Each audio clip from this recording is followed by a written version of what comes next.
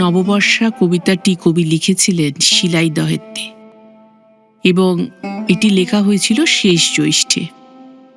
বাংলার ১৩০৭ সালে এবং ভারতী পত্রিকায় আষাঢ় সংখ্যায় কবিতাটি প্রকাশ পেয়েছিল। এই কবিতা আষাঢ় কবিতার মতোই একটা বর্ষার ছবি আছে, কিন্তু আষাঢ় কবিতার যে ছবির ধরন আর নববর্ষার ছবির ধরনটা একটু আলাদা। নববর্ষার কবিতায় শুধুমাত্রই নতুন বৃষ্টির উচ্ছ্বাস এবং সেই উচ্ছ্বাস সমকালকে অতিক্রম করে ছুঁয়ে গেছে অতীতকেও।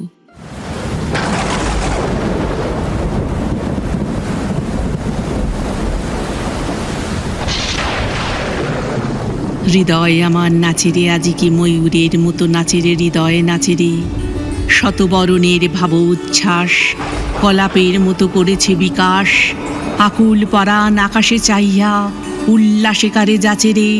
হৃদয় আমার নাচে রে, আজি কি ময়ূরের মতো নাচে রে, হৃদয়ে নাচে রে। গুরু গুরু মেঘ গুমরে গুমরি গরজে গগনে গগনে গরজে গগনে, ধেয়ে চলিয়া আসে বাদলের ধারা, নবীন ধান্য দুলে দুলে সারা, কুলায় কাঁপিছে কাতর কপোত, দাদুরি ডাকিছে সঘনে, গুরু গুরু মেঘ গুমরি গুমরি গরজে গগনে গগনে গরজে গগনে। নয়নে আমার সজল মেঘের নীল অঞ্জন লেগেছে, নয়নে লেগেছে, নবতৃণ দলে ঘন বন ছায়ে হরষ আমার দিয়েছি বিছায়ে, পুলকিত নিপুণিকুঞ্জে আজি বিকশিত প্রাণ জেগেছে, নয়নে সজল স্নিগ্ধ মেঘের নীল অঞ্জন লেগেছে। ওগো প্রাসাদের শিখরে আজিকে কে দিয়েছে কেশ এলায়ে কবরী এলায়ে, ওগো নবঘন নীল বাসখানি বুকের ওপরে কে লয়েছে টানি, তরিত শিখার চকিত আলোকে ওগো কে ফিরেছে খেলায়, ওগো প্রাসাদের শিখরে আজিকে কে দিয়েছে কেশ এলায়ে, ওগো নদীকূলে তীর তৃণতলে কে বসে অমল বসনে শ্যামল বসনে, সুদূর গগনে কাহার এসে চায়, ঘাট ছেড়ে ঘট কোথা ভেসে যায়, নবমালতীর কচি দল গুলিয়ান মনে কাটে দর্শনে, ওগো নদীকূলে তীর তৃণতলে কে বসে শ্যামল বসনে, ওগো নির্জনী বকুল শাখায় দুলায় কে আজি দুলিছে দোদুল দুলিছে, ঝরকে ঝরকে ঝরিছে বকুল, আঁচল আকাশে হতেছে আকুল,